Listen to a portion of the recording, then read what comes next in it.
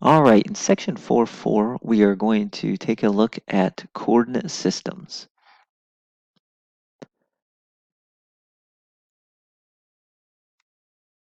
So the idea is that we want to start with a basis for some sort of a vector space.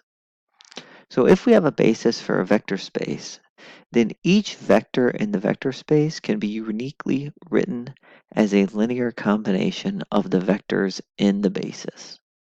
So basically, if I have a vector and if I have a basis, then writing this vector as a linear combination of basis elements is unique.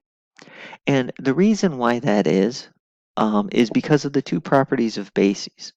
First off, because the span of the basis is equal to the vector space itself, we know that every vector can be written as a linear combination. The second property of our basis is that these elements of the basis are linearly independent. Because they're linearly independent, this linear combination of basis vectors is unique and gives us a unique vector v. Okay, if there were two different ways to write the vector v, we could subtract those and we wouldn't have linearly independent vectors. So because the span is the vector space itself, and because we have a basis is linearly independent, each vector can be represented as a unique linear combination of the vectors in a basis. And when we do that, when we write a vector v as a linear combination, since it's unique, we can refer to those coefficients, the c1, c2, all the way up to cp, as the weights or the coordinates of v. Okay, so the coordinates are the coefficients there of the basis elements. Obviously, that's going to be relative to the basis we're talking about. So the coordinates are the weights, the coefficients, the c's. And what we do is we take those coordinates and we put them into a vector form. And when we do that, we write the coordinate vector of v relative to basis v. That's me, relative to basis b. So the coordinate vector of b relative to basis b, the notation we've seen before looks like this. Coordinate of v relative to basis b is, and then we just put the weights. Now again, order is important. We want to make sure our basis is ordered so that B1, B2, BP, they're in some sort of an order that I know so that I can retrieve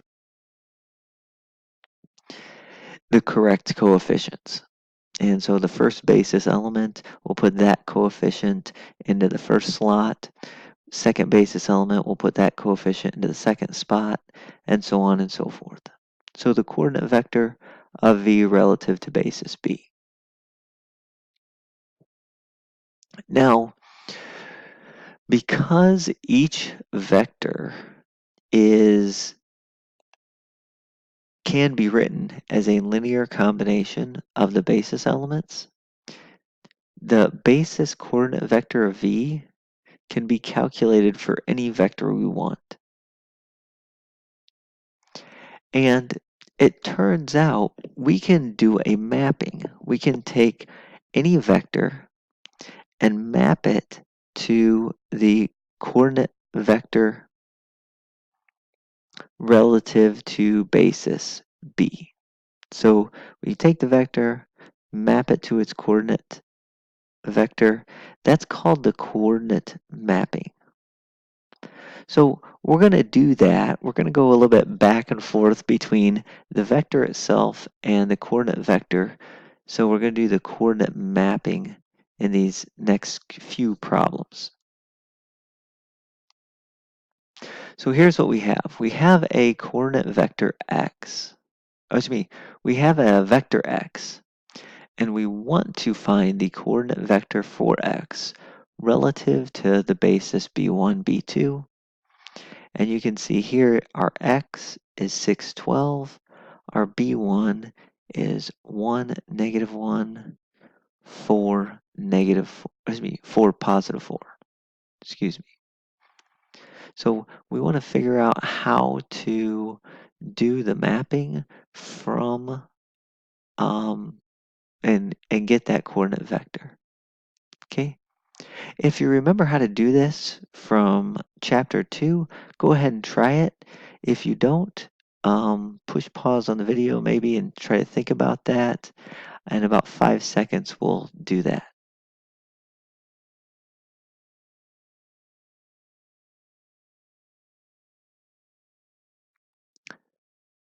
All right, so here we go. Let's do this. Basically, the idea is we want a linear combination of b1 and b2 to add up to x.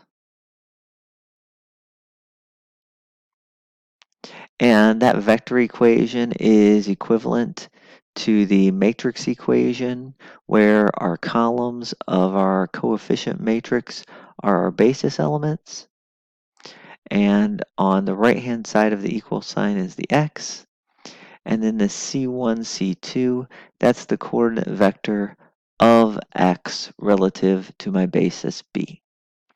So all we have to do is solve this matrix equation. We're going to solve it in the same way we always do.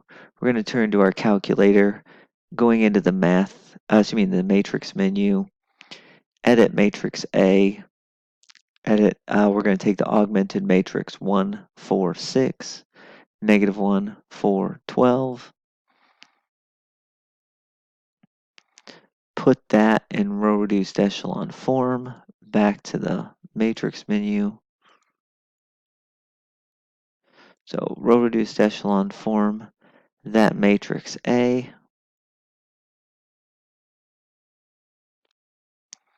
and here's what we get.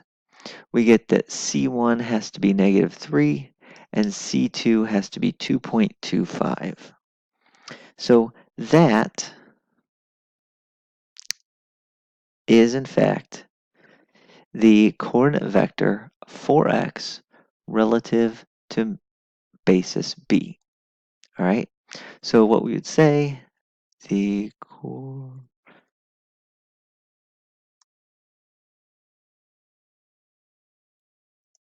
for x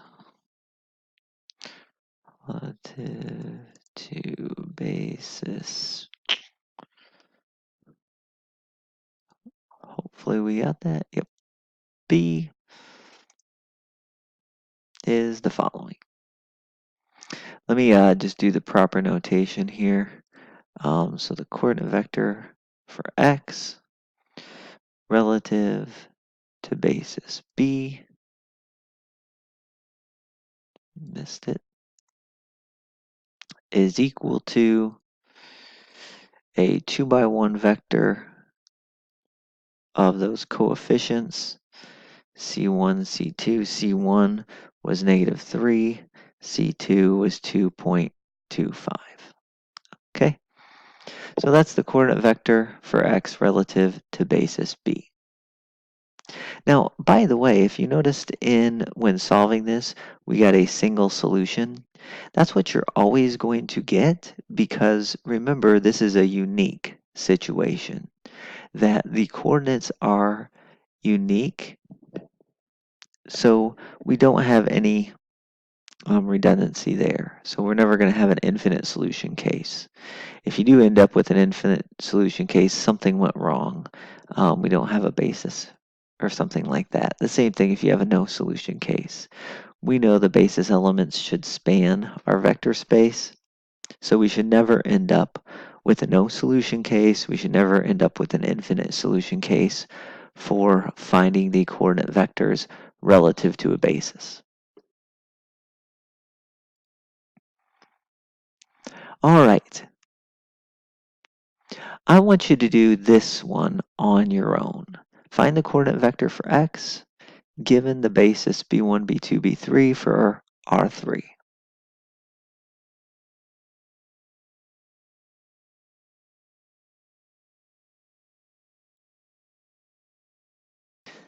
All right, if you didn't push pause, do that now. I'm going to show you the solution. So what we're going to do is we're going to take and we're going to create a system of, a matrix equation. So we take this matrix here. This is our matrix where the basis elements are the columns. And then we have equal times the coefficients multiplied are going to give us 4, 5, 3. And so 4, 5, 3 is my vector x. Then the coordinate vector 4x relative to basis b. Well, what I did is I put an augmented matrix into my calculator, row reduced it, and when I solved it, C1 came out as 3, C2 came out as 3, and C3 came out as 4. So when I row reduced it, I got the solution 3, 3, 4. That means that the coordinate vector for vector x relative to basis b is 3, 3, 4. All right, so again, row reducing our matrix there. Now, one thing, each time we've done this, what we've done is we've created what we call the capital P sub B. Now, we did this in chapter 2 as well, but I want to remind you of this. This is a matrix that changes my vector from basis B into the standard basis. The standard basis meaning just the columns of the identity matrix. So we have this what we call the change of basis matrix, where it takes a vector, a coordinate vector with respect to that basis, and it changes it into the vector that we all know and understand and recognize. And we've seen in the previous two problems that this matrix just has to be the columns, I should say, this matrix just has to be comprised where the columns are the basis vectors. Okay, so there we go, the change of basis matrix PV. Now we did this one, so earlier where we found a coordinate vector relative to some vector x, and we used the change of basis matrix, but just to be formal about it, the change of basis matrix when our basis was 1, -1, 4, 4 would look exactly like the one we used in the previous problem. So it would be simply column basis element 1, second column basis element 2. All right, so that's your change of basis matrix for that example. Now, for the next example, we had this basis B1, B2, B3, and we could have done the exact same thing. Just to be explicit, let me go and write that down.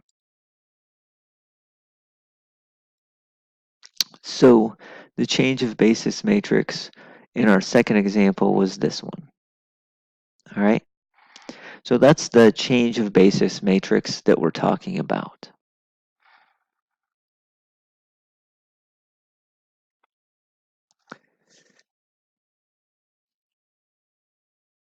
So let's go ahead and do another one. Let's find the coordinate vector for x given the basis b1, b2, b3 for R3.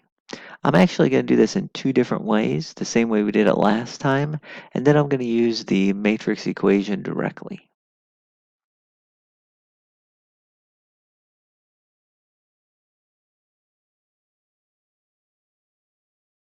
So hopefully you went ahead and did that. All right, whoops, there's the solution. Basically, we're thinking of this matrix equation here.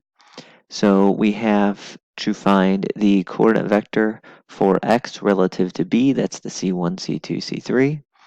If the vector x is 9, 8, -2.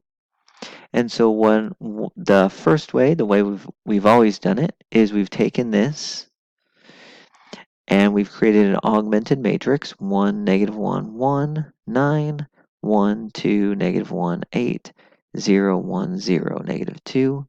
Put that in a row reduced echelon form. And once you've done that, you get the identity matrix as the first 3 rows and columns. And then that last column will give me my coordinate vector for x relative to basis b, which in my case I got 9.5, -2, -2.5, which is what you should have gotten, so long as one of us didn't type it in incorrectly. All right. Now, I want you to think about this. We're going to do a slightly different version of this, of solving it. It's going to give us the same solution, hopefully. So I want you to think about this is just a matrix. So we have matrix A multiplied times, obviously, I guess I'll write the entire thing, the coordinate vector for x relative to basis b, all right, is equal to some ending vector, we'll call it, well, which is x, all right? Now, the nice thing about this matrix equation is that I know that A is really, oops, hit that wrong. The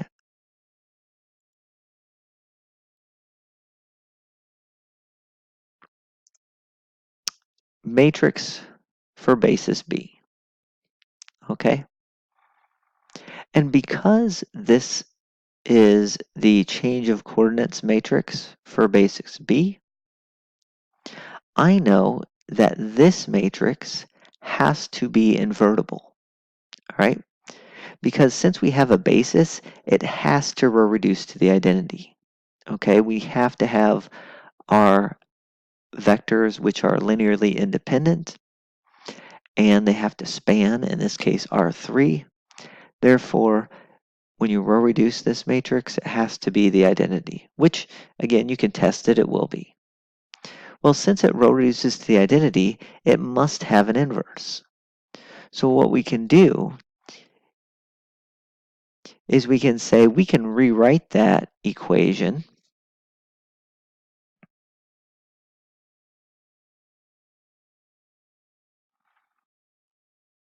we could have multiplied both sides by P inverse on the left.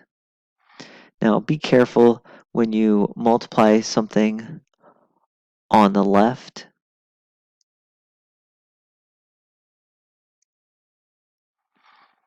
If we multiply on the left on this side, I have to multiply on the left on this side. So basically, if I take the inverse and multiply it times x, I can get my coordinate vector relative to basis b. And so that's what I've done. I've set that up in my calculator. Whoops. Oops, that was the last problem I did here. So what you'll see, my matrix A,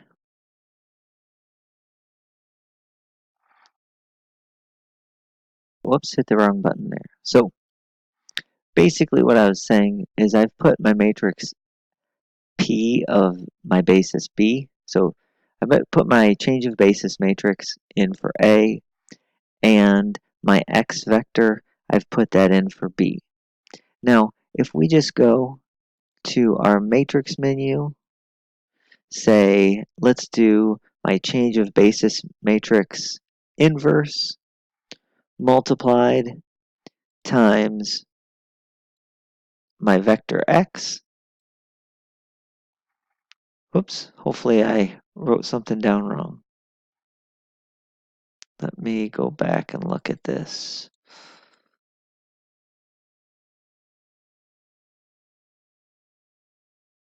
Whoops, I did write something down wrong. So let's go back and change the matrix A, edit that. It should be 1, -1, 1. That's fine. 1, 2, -1. That's fine. 0, 1, 0. So I wrote the wrong 3, 3 entry there. Whoops. That's okay. We can go back and change it. Just hit second enter. And sure enough, we get the same result that we did last time. So we can use the fact that this change of basis matrix is invertible to go ahead and find our change of basis vector if we like. And that's really handy if I have a lot of these to do with with the same basis. Like if I wanted to define 14 vectors with using the same basis, it might be a lot easier just to change my vector x every time rather than having to put in a whole new augmented matrix every time. Okay? So that's another way to do it. You get the same answer in the end. All right. So we found the coordinate vector for x given the basis b, but what we haven't done yet is reverse that. Let's find the original vector x if our coordinate vector was 9, 8, -2. So in this case, we're given the coordinate vector and we need to find the original vector. I want you to push pause on the video and go ahead and do that.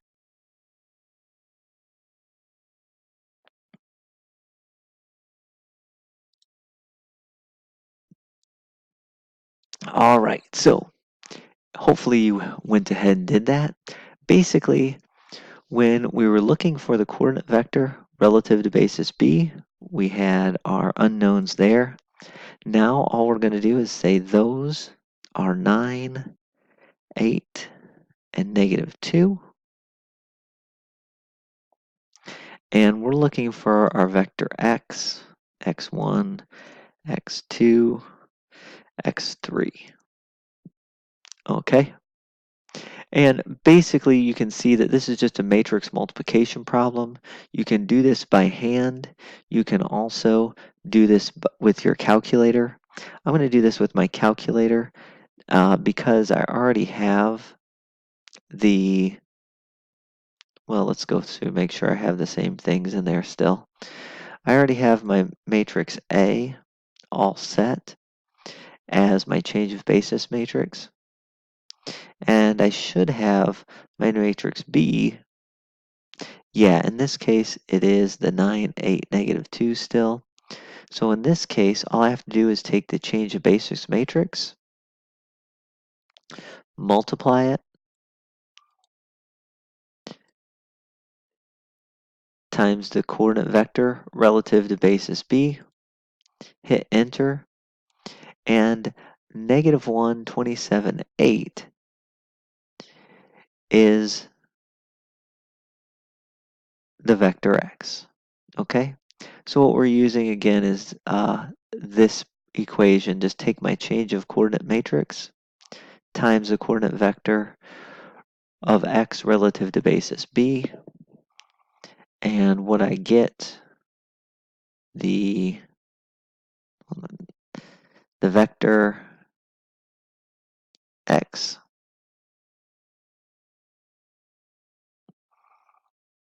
is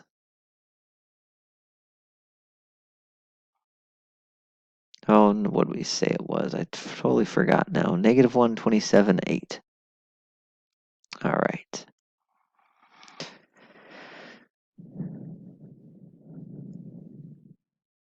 Eight. Good. So There you go. The vector itself was -1, 27, 8. So there you go. So if I have a change of basis matrix already put into my calculator, then it's pretty easy to go back and forth between, well, we saw in the last example using the inverse multiplication to get the coordinate vector relative to the basis. And then in this example, we see that when you multiply straight forward, you can get the original vector x. All right, so it's pretty easy to go back and forth once we have that change of basis matrix input into our calculator. All right. Now we can do this same process for vectors in other vector spaces. So the ones we have been dealing with mostly are things like P2 or functions of many variables, things of that nature, polynomials, etc., etc. And by the way, this is where things get really interesting in being able to map sort of vectors from one space to the next. So let's go ahead and look at a couple of examples. So first example, whoops, is this one. All right. We want to find the coordinate vector for v given this basis in polynomials of degree 2 and less. All right. So we have our vector v, which looks like 4x squared plus 9x minus 13. And we want to write that as a linear combination of b3, b2, and b1. All right. I want you to push pause and try to write v as a linear combination of b3, b2, and b1.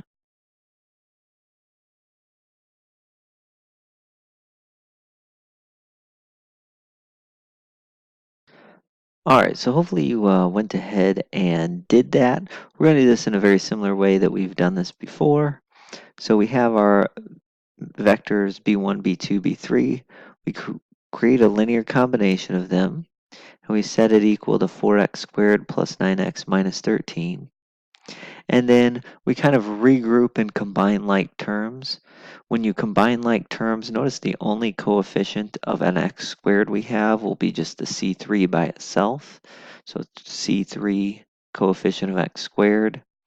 Coefficient on the x's will have a 7 times c2 and a minus 3 times c3 when it's all said and done. So 7 times c2 minus 3 times c3, coefficient of the x. And then lastly, 3 times c1 minus 2 times c2 plus 1 times c3 will be my constants. So we'll have coefficient on x squared is c3, coefficient on x is 7c2 minus c3 minus 3c3, and then we have our constant here. And what that means, when you look at combining like terms, we're going to get 3 equations. C3, the only way to get this equation be true is to let C3 equal 4, to let 7C2 minus C3, oops, so let me just write that, 7C2 minus 3C3 to be equal to 9, and while simultaneously letting 3C1 minus 2C2 plus 1C3 equaling a negative 13. All right. So what you see here is that C3 has to be 4. Now if C3 has to be 4, this is a pretty straightforward substitution problem. You go 7 C2 minus 12 equals 9. If I add 12 to both sides, 7C2 is 21. Divide both sides by 7. Means C2 would have had to have been 3. All right? And then if C2 is 3, we can replace the C2 by 3. And C3 had to be 4. We can replace the C3 by 4. We can solve this. This will be a minus 6 plus 4. That's a minus 2. Add 2 to both sides.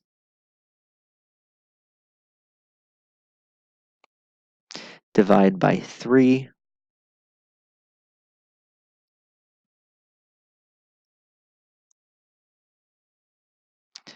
C1 has to be 11 thirds. Or excuse me, negative 11 thirds. I apologize.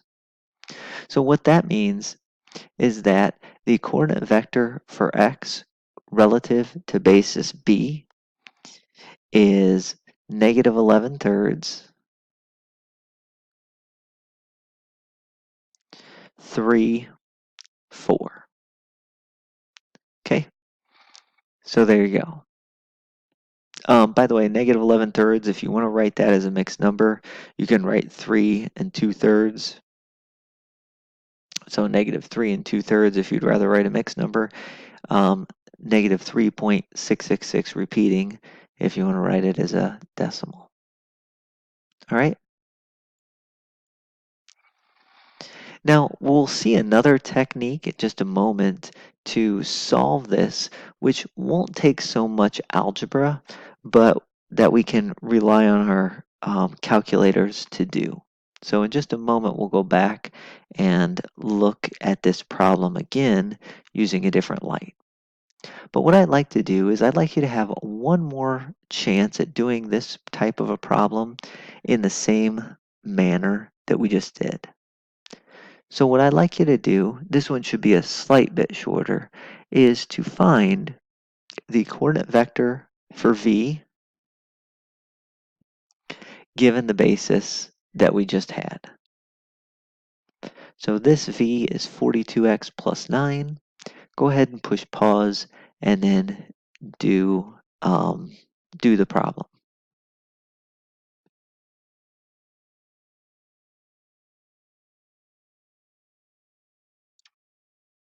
All right, so here's what we did.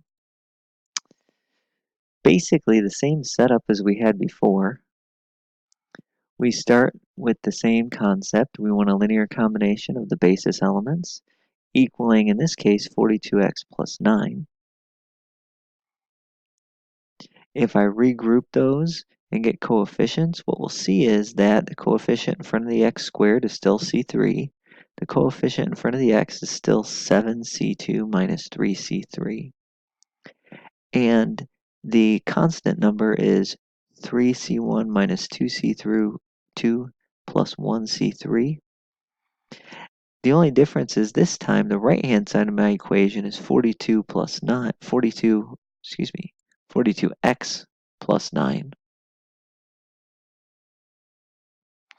And so what we get is that in order for these right-hand side and the left-hand side of the equation to be true, the coefficient on x squared is going to have to be 0.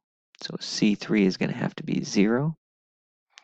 The coefficient on the x is going to have to be equal to 42. The coefficient of the constant term, or just the constant term, is going to have to be equal to 9. All right. And so we just have to solve this system of 3 equations. Now again, this is pretty straightforward. All we have to do, realizing that C3 is 0, if I plug in 0 in here, 3 times 0 is 0, so that's going to go away.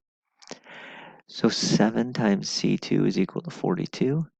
That means that C2 would have had to have been 6. All right. And if C2 is 6,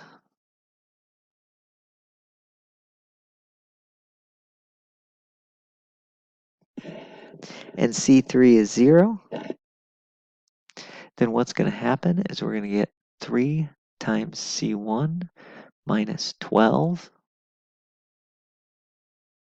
equals 9. Add 12 to both sides.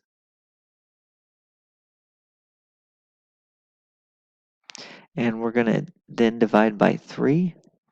And so C1 would have had to have been 7. So there you go.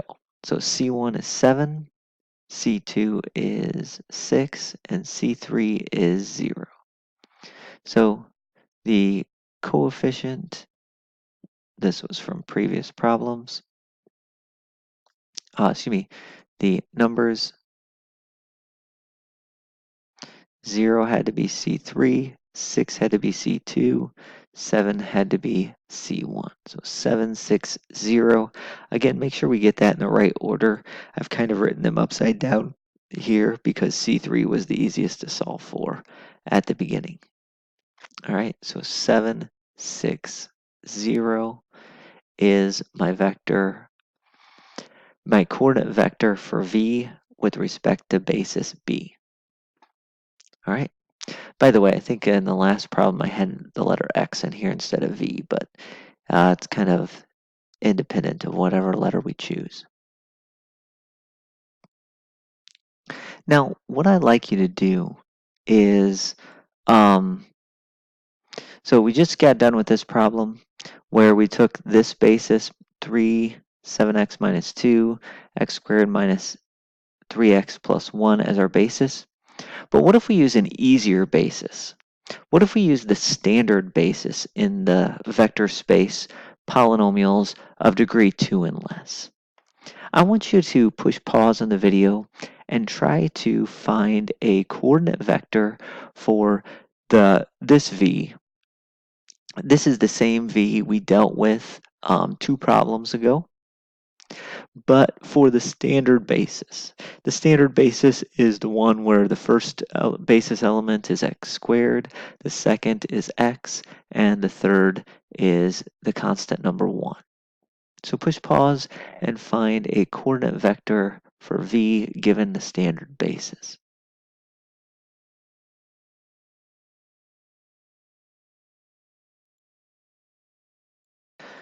Hopefully you went ahead and did that. Basically, this one's so nice and easy, I don't have to do a whole lot. If I want a coefficient times x squared, coefficient times x plus coefficient times 1. So what we're thinking here is we would take the linear combination of the 3 basis elements. So we go C1 multiplied times x squared plus C2 multiplied times x plus C3 multiplied times 1 is equal to my vector V. So 4x squared plus 9x minus 13 this time. And it's fairly obvious to solve because with the standard basis, all we have to do is look at coefficients. 4 has to be C1, 9 has to be C2, and negative 13 has to be C3. So with the standard basis, all we're really doing with the coordinate vector is pulling off the coefficients. And with the standard basis, typically we let the squared component be our first basis element, or let me take that back. In this case, because we're in polynomials of degree 2 and less, I let the highest thing be my B1. Some people do it in reverse, but second highest thing be my x to the first power, and my third element, I let my coefficient of 1. Again, like I said, some people do this in reverse. You can do it basically either way, just as long as you're consistent with how you go about doing this. So the vector with respect to the standard basis is this one. By the way, sometimes people will use the capital S for standard basis in different coordinate systems. So in this case, since we use the standard basis, we would use capital S if we wanted to. Again, like I said, we use the standard basis where our first element was the highest degree and our last element was lowest degree. Some people reverse that, but it's whatever you sort of prefer. I tend to prefer highest degree as my first element, but there we go. So 4, 9, negative 13 is the vector v in the standard basis. Now, if we change our vector v, but still keep the standard basis, well, it's a pretty easy mapping from v to the coordinate vector of v with respect to the standard basis. All we have to do is, in for my first entry, put a 0 because we have no x squared. In for my second entry, I'd put a 42 because that's the coefficient of the x. And in for my third entry, I'd put the number 1 because, or excuse me, the number 9 because 9 times 1 gives me 9. So with 42x plus 9 as, let me actually just do this. So if I did 42x plus 9 in the standard basis, 0, 42, 9.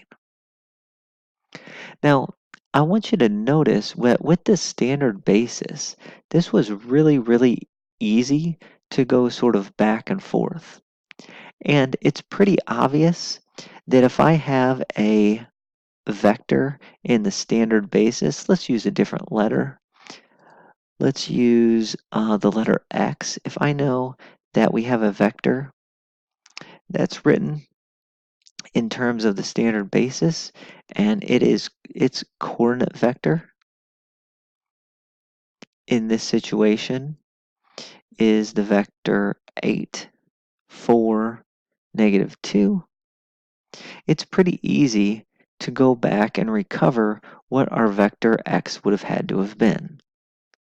I'm using the vector x, and x is a variable, so I better make sure I've bolded the right things.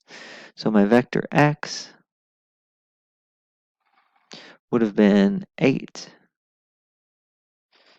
8 times my variable x squared plus 4 times x minus 2. And there you have it. Okay? So if I know the polynomial of degree 2 and less, or less, whatever it happens to be, and I'm dealing with the standard basis, then it's a really easy thing to go into the coordinate vector. And it's also a really easy thing to go from the coordinate vector to the polynomial I'm looking at.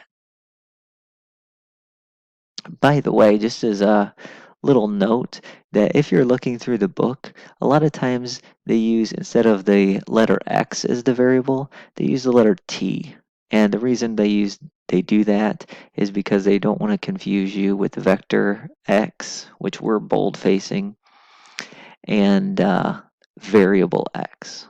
But I think you're intelligent enough to realize what's a vector and what's a variable. Okay, or a real number variable, I should say. So there you go. So we have this nice mapping, standard basis to a polynomial, polynomial to the standard basis using the coordinate vector map. And notice what we're really doing is we're mapping a polynomial of degree 2 and less into R3 using the basis map. Not only did I do that in this case, but I did that in the other case. And also we can take an element of R3 and map it to a polynomial of degree 2 or less.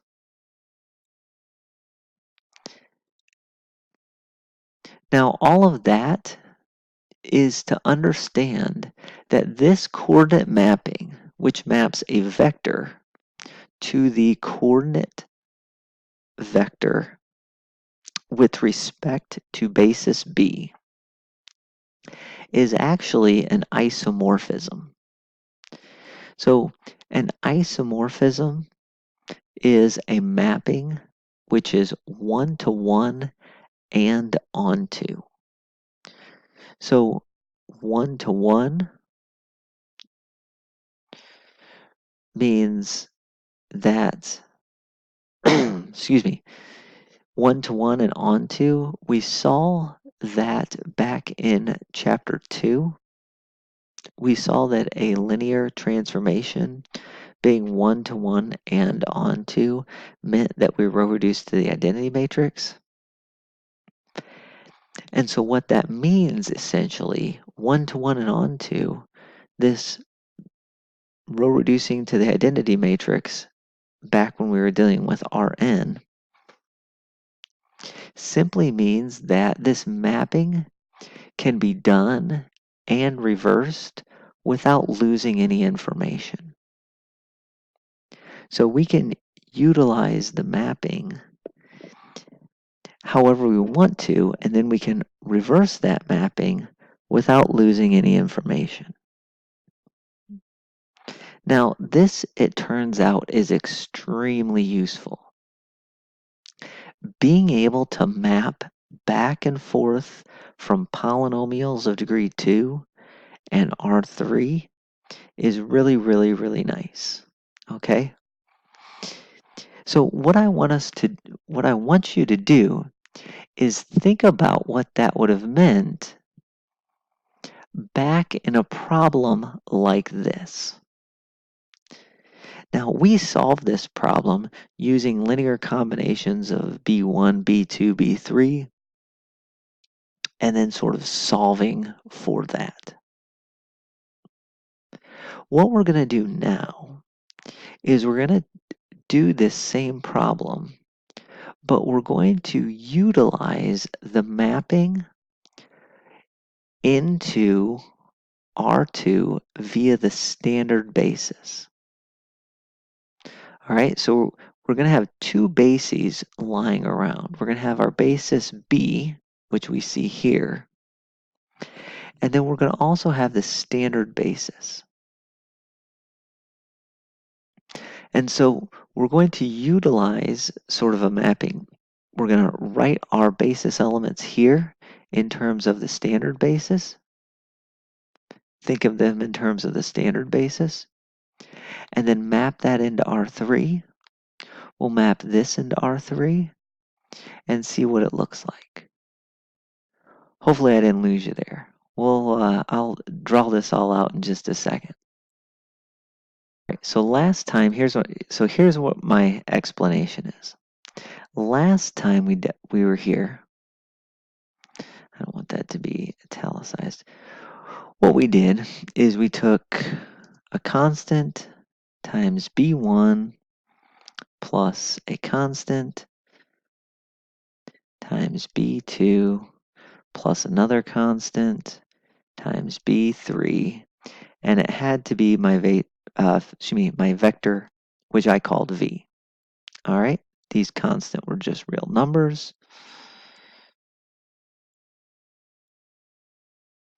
And that's how it goes. So what we're going to do is we are going to map every one of these vectors into the coordinate vector with respect to the standard basis. All right? So how that's going to change my problem, remember all these mappings are linear transformations. So they're linear, preserve linear combinations. So here's what I do. I notice, you know what, I'm going to do reject that look.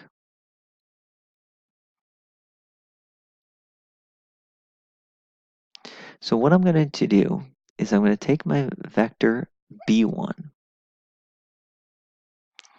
and I'm going to transform it.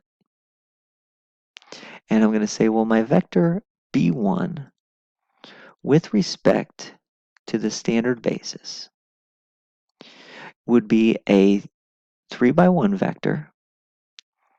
The x squared coefficient is 0. The x coefficient is 0. And the constant is 3. So with respect to the standard basis, B1 looks like 0, 0, 3. Everybody follow that? Now what would B2 look like? Well, B2 would look like 0, 7, negative 2.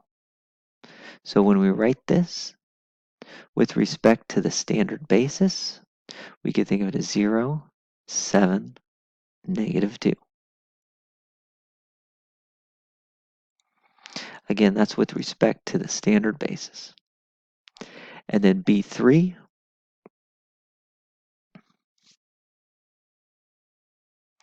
is going to be a vector, in this case, with respect to the standard basis, 1, negative 3, 1.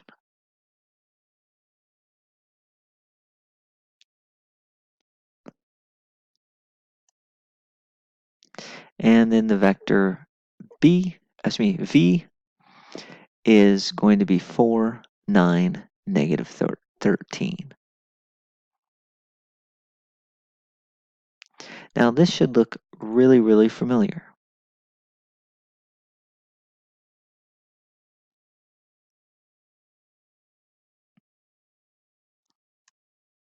This looks exactly like a linear equation, vector equation, I should say, linear vector equation, that we would have had in R3. So we know how to solve this. What we would do is we would create a matrix. In this case, it would be well, we could do either the 3 by 3 matrix times C1 times C2, C3 as a vector equals 4, 9, negative 13, or you could simply create the augmented matrix 0, 0, 3 as your first column, 0, 7, negative 2 is your second column, 1, negative 3, 1 as that column, 4, 9, negative 13 is that column, and then row reduce it and get your solution. Okay, so I'm going to do that with my calculator. So I'm going to take a matrix. Hopefully I've done this enough. 3 by 4 matrix, augmented matrix. So 0, 0, 1, 4, 0, 7, negative 3,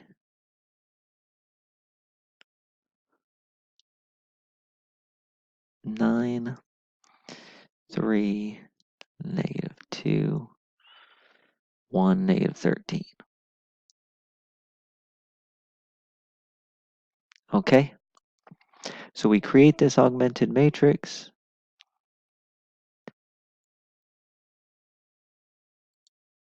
Or how many times I have to hit this to get back to a row reduced echelon form of A. I bet you won't be too fairly long.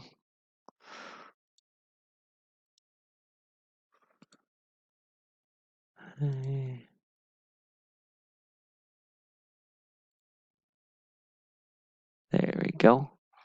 Row reduced echelon form, and sure enough, we get negative 3 2/3, 3, 4. And if you remember what we had at the very beginning, whoops,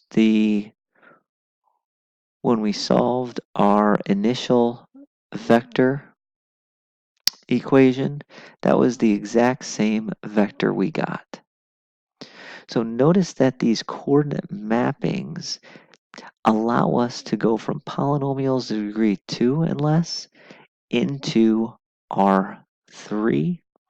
And because we use the standard basis, we can use those coordinate vectors with the standard basis, and our life becomes a lot easier. It's a lot easier to use R3 and rely on our calculator than it is to by hand put everything, solve everything, and so on and so forth. Okay? I want you to try and do this one as well.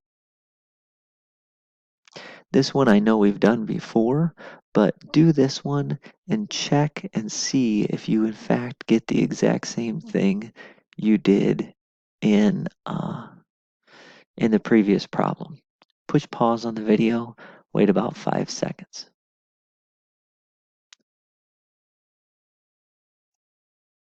All right, so basically I get the same thing. Now, if you get really quick at this, any basis can be done this way, and polynomials of degree 2 and less. You say, oh, standard basis, coefficient x squared, coefficient x, constant. So 0, 0, 3 is b1. 0, 7, negative 2 is b2. 1, negative 3, 1 is b3. And then I'm looking at 0, 42, 9 as my, excuse me, as my vector v. So what I would do, matrix, let's go and edit that. All right, 0, 0, 3, 0, 7, negative 2, 1, negative 3, 1. Let's see if we can do that. 0, 4, whoops, 42, and 9.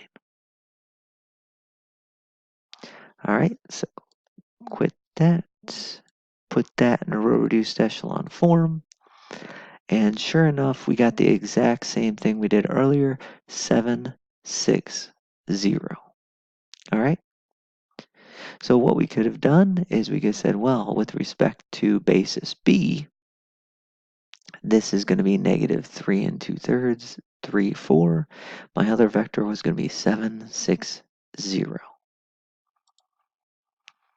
So we can do almost any problem that we dealt with in R3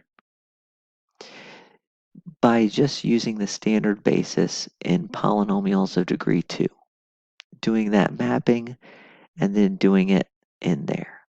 And that all is because this coordinate mapping from polynomials of degree 2 into the standard basis into R3 using the standard basis is an isomorphism. In fact, using any basis is an isomorphism. So we can do other things. We can, for instance, take 3 vectors now in the polynomials of degree 2, and we can determine if these 3 vectors form a basis for P2. How are we going to do that? Well, we're going to take each of them as a coordinate vector using the standard basis. And then we're going to have 3 vectors from R3. And so we figure out if those 3 vectors are going to form a basis for R3. How do we do that? Well, we row reduce and see if we get the identity. So I want you to pause and try this problem on your own.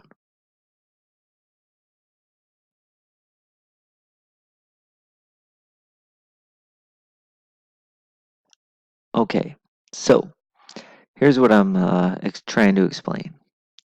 So we go to our vector v1, which is 2x squared plus 9x minus 7. And if I want to write that in terms of the standard basis, a coordinate vector with respect to the standard basis, it's 2, 9, negative 7. If I want to write v2 as a coordinate vector with respect to the standard basis, it's 1, -2, 3. And if I wanted to write V3 as a coordinate vector with respect to the standard basis, I have to scrunch in a little bit, it's going to be 3, 4, -1. Now, if these vectors, if V1, V2, V3, form a basis for polynomials of degree 2 and less, what's going to happen is that these three-dimensional vectors from R3 should form a basis for R3. So all I have to do is check if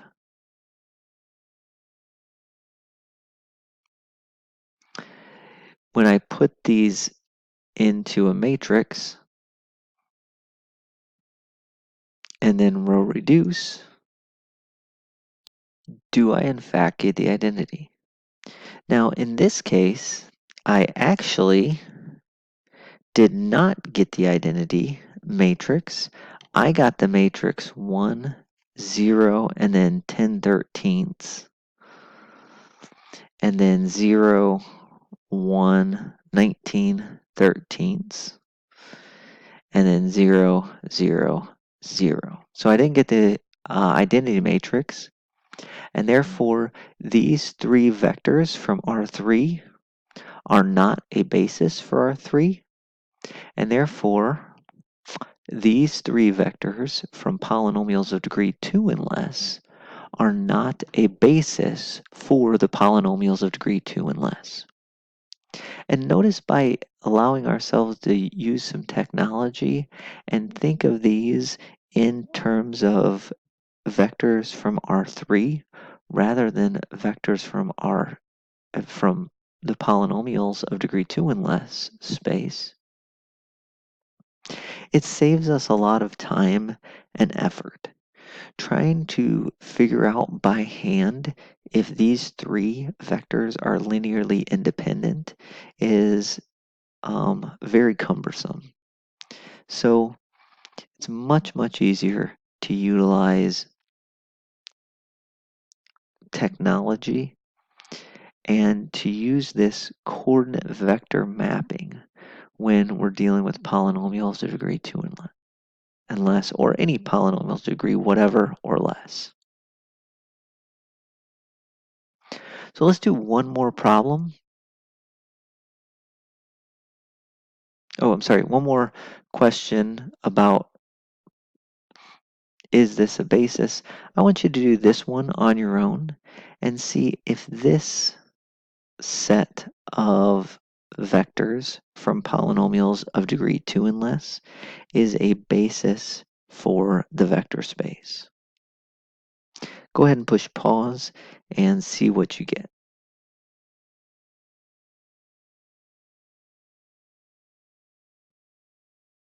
Oh, I'm sorry. I pushed the wrong one. Dang it. I apologize. I wanted to do this this problem. I hit the wrong problem on my notes.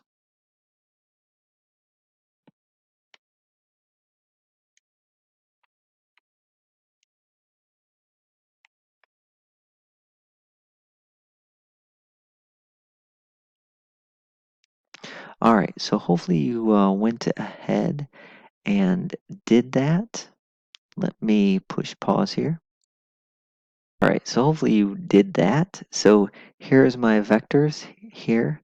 I have same vectors up from last. So that vector 1 this time is going to be the vector 0, 3, 2. Vector 2 this time as a coordinate vector with respect to the standard basis is going to be 4, 0, 6. With respect to the standard basis, vector v3 is going to be 2, 6, 7. All right, so I take these as a 3 by 3 matrix. You get 0, 4, 2 is the first row, 3, 0, 6 as the second row, 2, 6, 7 as the third row. And this time when I row reduce, well, I still don't get the identity. What I got is 102. Whoops, that's a positive 0.5. 1.5, 0, 0, 0. And again, this is not a basis.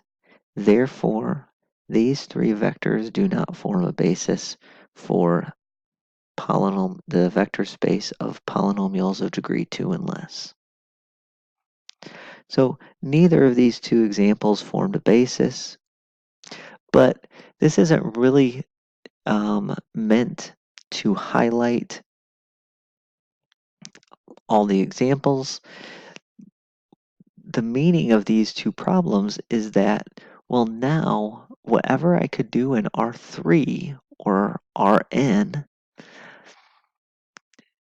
as long as I'm in a vector space that I can map, I can take a coordinate vector with respect to some basis and easily map it into Rn, then I can do basically any problem that I want from in that vector space. So let's do this. Here we have a bunch of polynomials of degree 4 and less. Okay? We have 5 different vectors, which are all polynomials of degree 4 and less. I want to find a basis for the span of these 5 vectors. Now, it's likely not going to be all of P4, but we'd still like to figure out what a basis is for the span of these 5 vectors. I want you to push pause on the video and see if you can figure that out.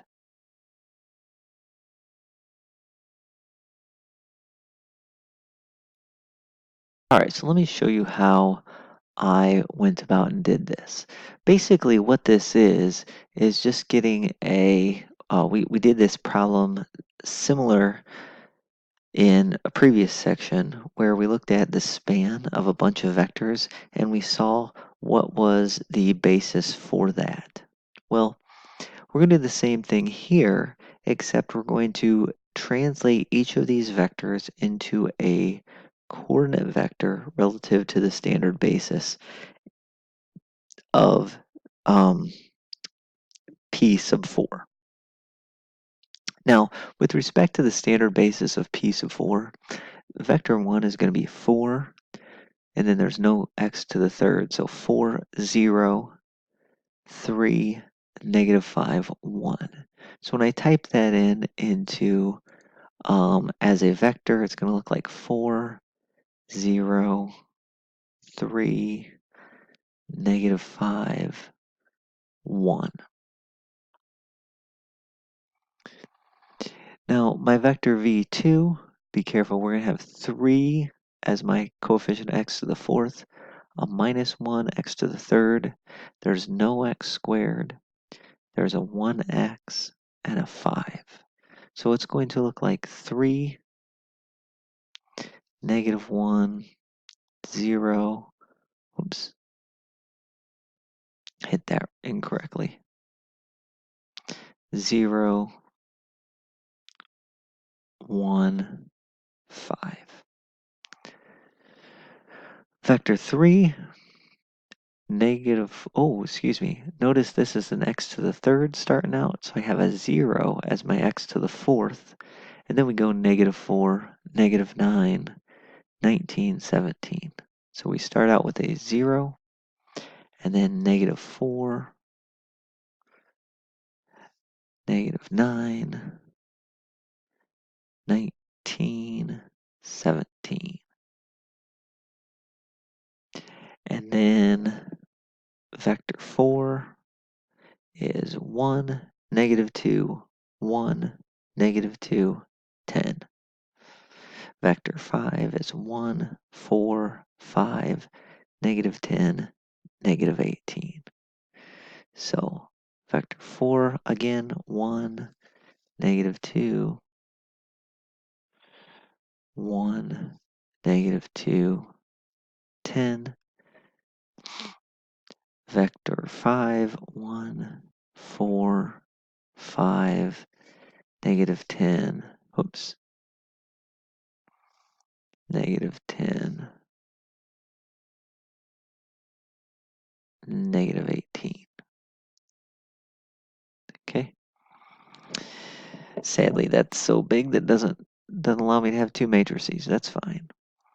So what we're going to do, just like we did when we dealt with our vectors from R3 and R4 and R5, when I looked and said, well, I want to find the span of these 5 vectors, I would row reduce echelon form. When we do that, we're going to have some of these as pivot columns and some of these as free variables. The pivot columns are going to represent the column space, and that is going to represent the generating set for the column space. And so that's going to represent the basis for the column space of this, which would also be the basis for the span of these 5 vectors. So put that in row reduced echelon form. I've actually already done that in my calculator. So here's my matrix A that we've talked about. Put that in, making sure I haven't plugged in anything incorrectly. All right, and what I've done is I've reduced A, and I get 1, 0, negative 3, 0, 2. So we got 1, 0, negative 3, 0, 2, 0, 1, 4, 0, negative 2, 0, 0, 0, 1, negative 1, and then 2 rows of all zeros. Okay. So let me just write that in. When we row reduce, we got 1, 0, 0, 0, 0, 0, 1, a bunch of zeros. Negative 3, 4. So basically, the important part about this is which columns are pivot columns and which ones represent free variables. In this case,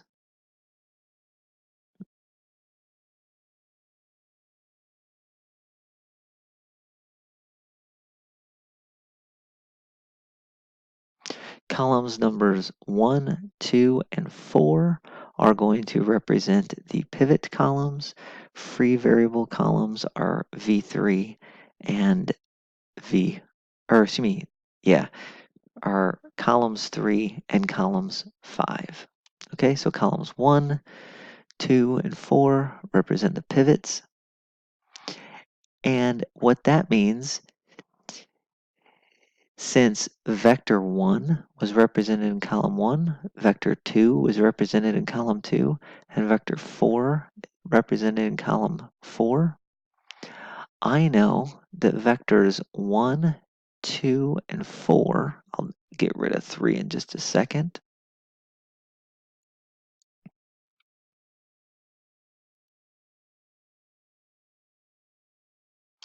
So vectors 1, 2, and 4, since they were those pivot columns, essentially, those 3 vectors form a basis for the span of all 5 of those vectors.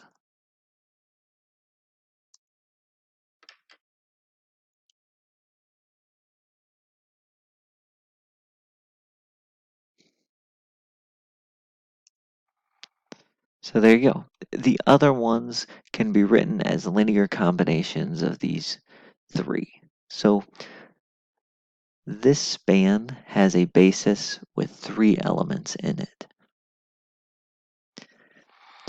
And so that's one of the more difficult problems, but we see that, again, things become really, really nice now.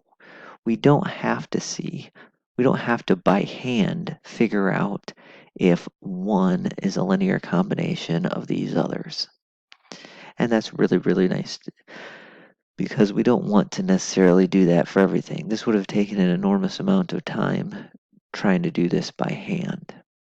Okay? So now that we know these coordinate